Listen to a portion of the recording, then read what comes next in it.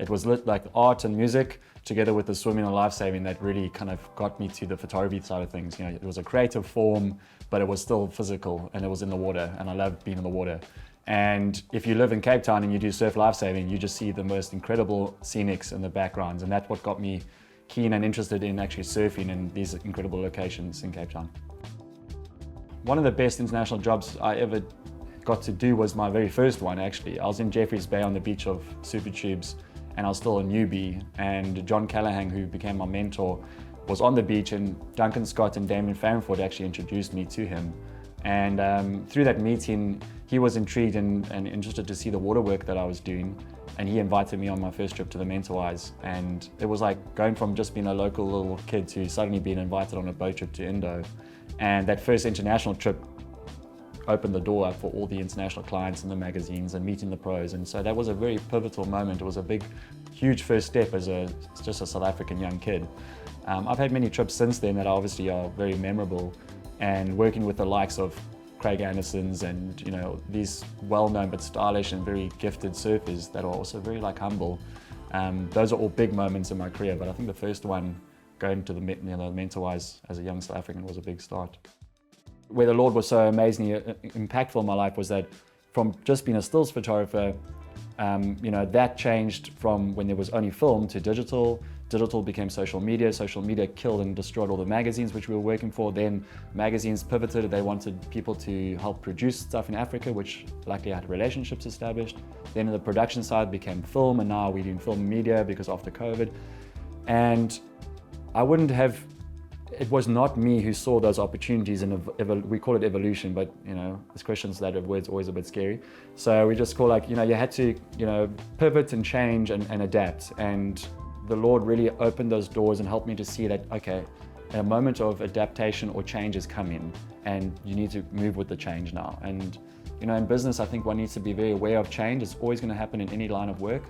And as a Christian, I feel like the Lord allows you to see those changes clearly ahead of time, and that's how we able to kind of see those things happening. It's not because suddenly you're super smart and switched on and you saw it, but yeah, just being aware of that. And once again, when I talk about you pray about something, you're committed to the Lord, is this of you and is this what you want me to do?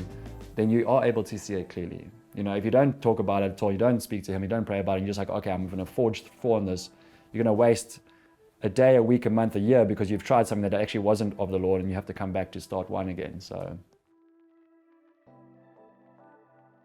mentorship in my line of work is everything. I wouldn't be here today if it wasn't for those that mentored me, and I feel heavily indebted to people like that, and I want to do the same thing. One of the cool things about Zigzag Surf Magazine, we always had this section called Shot Brew, and Shot Brew was like an amateur submission process. You would take cool shots and you'd submit it, and I went through that process and won a watch, and it was a lot of fun. And but through the Shot Brew process, we established a platform. People could submit their photographs, and one of my jobs as the assistant editor and photo editor of Zigzag for 10-15 years was to go onto Shot Brew and check out what new shots there were, A, because maybe we could use them in the mag, but B, to actually then tell those guys, hey, that's a great shot, or maybe you can improve on this. And it was engaging those young filmers and photographers. And from guys like one of my best friends, Ian Thurtell, to Daniel Grieber, to a number of these up-and-coming photographers and guys who are now in our industry, and they've got different walks of life and opportunities. Those guys have come through the Shot Brew ranks, as a lot of us have. I always tell the guys, it's not really about the picture you take. I can kind of give you some advice, but that's going to be something you learn yourself. It's about the relationship connection. So I said, in my line of work, it's about how you meet an editor, and you talk to that guy over months, you get to know who he is, his kids, his family, and you're not doing that for usury or because you're going to get something from it. It's just because you genuinely care about that person. So mentorship for me has always been about relationship building. Because a lot of young guys today, there's Instagram, their phones, they can snap a quick thing, put a little edit together, and they think they're a filmer. And it's that's just one little aspect of it. It's the people connections. And as humans, we fail all the time to engage people. You get onto a train or an airplane and you sit there and so-and-so wants to talk to you, and you're like, oh, do I really have to talk to this guy? But I promise you, you take the time and effort and you sacrifice a bit of your time and you engage somebody in the world, it's incredible who you'll meet and what lies down the road with that person. I think one of the things that in business and in photography and in media, I think it's really, really important that people or I've found through my experience that to make sure that you involve your family and your wife, your spouse, your kids. Like somebody shared with me, there's such a great thing this week. They're like, you know, it's like just to have a seat empty. And I mentioned it with Jesus, like in my walk through each and every day, having a place where Jesus can be a part of your day.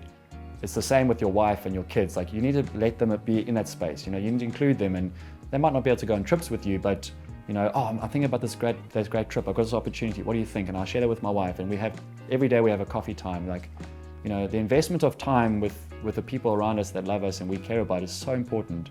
And I involve my kids in the work that I do wherever I can. My daughter now, Kialo, she's starting to take photographs at surf events, and you know, my son very much knows all the surfers, and it's just like, you can't, you're not an island, you know, you're on your own little mission, you know, it's your family's involved in that, the Lord and Jesus involved in that, your community's involved in that. I mean, Komiki, very blessed with the community, and I cannot stress enough how important it is to be connected to everybody all the time, what you're doing, you know, and it is tiring, but I don't think anything valuable in life comes without some sort of sacrifice, and that really comes down to sacrificing time. So yeah, I think if I can leave anything, it's just to make sure that we are never forgetting about those around us. And as Christians, one of the things we should be doing always is thinking of others first and making sure that others are thought of.